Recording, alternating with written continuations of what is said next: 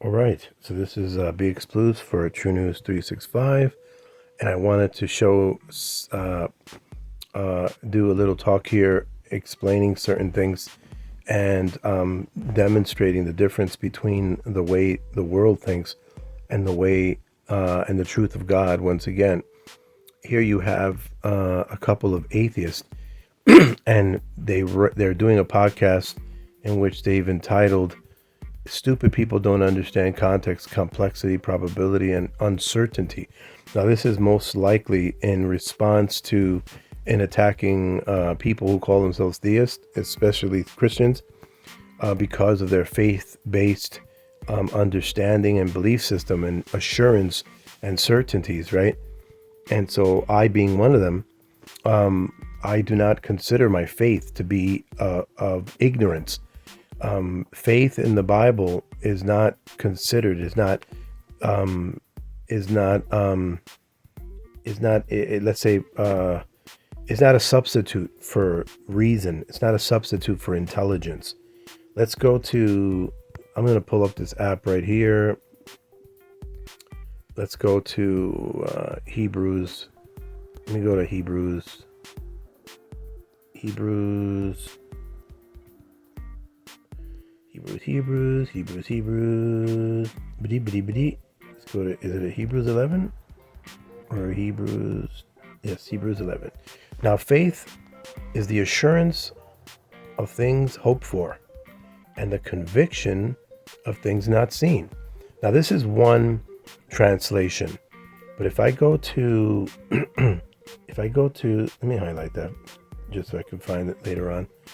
So in other translations, we have a more certain rendering, right? Let's go to Hebrews 11. Hebrews 11. Watch this. Okay, so we go here, right? Now, faith is the assurance. Okay, so let's go. Let's go to ESV, right? Okay. Now, faith is the assurance of things hoped for and the conviction of things not seen. Let's go to King JV. Now, faith is the substance of things hoped for and the evidence of things not seen, right? See how the understanding changes, right? Let's see the NLT. I've never used this translation before, but faith shows the reality of what we hope for. It is the evidence of things we cannot see. So the word evidence is used in some of these translations, right? Let's see the Berean Standard Bible. Now, faith is the assurance of what we hope for and the certainty of what we do not see. Now, I like that rendition. It's actually in, let's go here. If I go to the New American Standard, now faith is the certainty of things hoped for, a proof of things not seen, right? So now if we use this rendering, it's saying that faith is the certainty of things hoped for and for proof of things not seen. This seems like we gives us more than enough confidence, right? And it doesn't sound like if you have to lay down your reasoning in order to believe, right? But atheists in a world void of God, they have the perspective that to have faith is to be stupid, is to give up reasoning, is to give up intelligence. And because we deny materialism and the practical worship of a methodology that is a human convention in itself, which is the scientific method, of which many people fall back on and pervertedly rely on, which is not meant to rely on to the point that they do. They just don't get it. And so another thing that helps us to to understand, let's see if I can go back. Let's see how far I was looking at something earlier. Let's see. Let's go back. No, that's not where I was before, was it? Nope. That wasn't where I was before. I was here.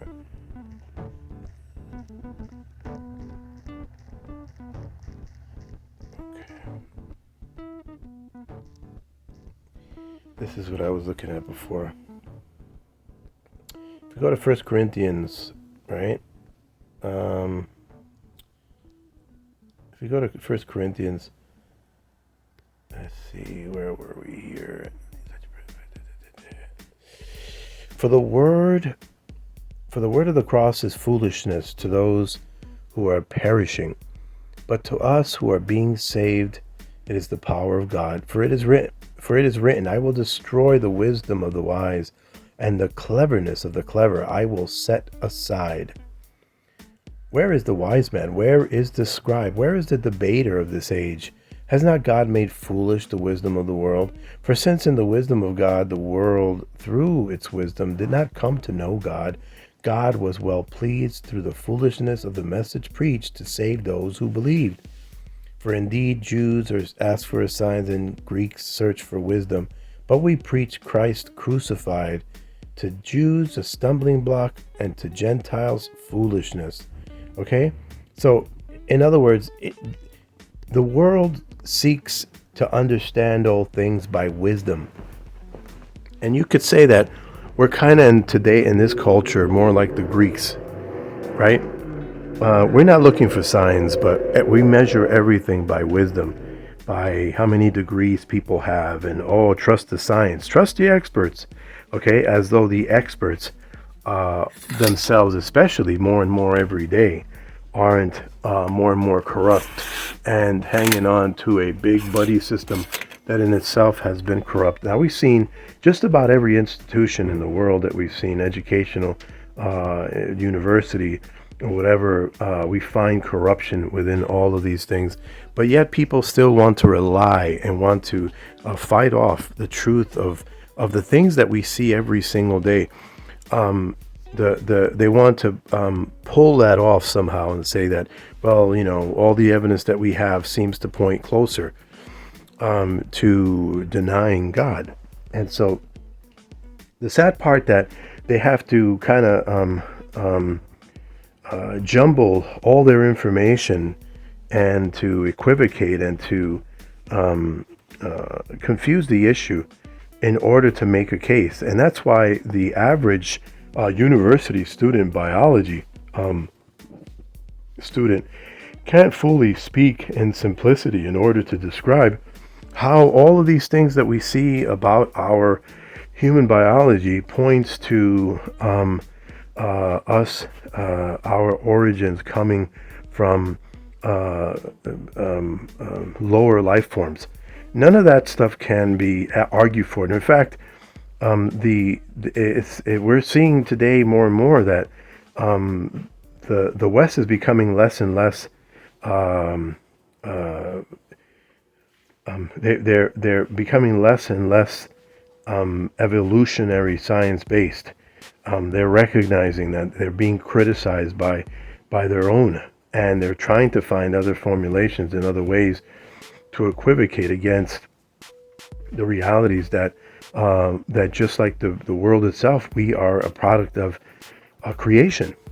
And so, but the thing is that while they have the mass control of the education system and the political system and the health system and all other systems that we rely on, the charade will continue, and the ignorance and keeping people dumb, as we've seen in our education system, we've become way less competitive, and that is because we have to continually dumb down our people so that people will not really be able to ask questions.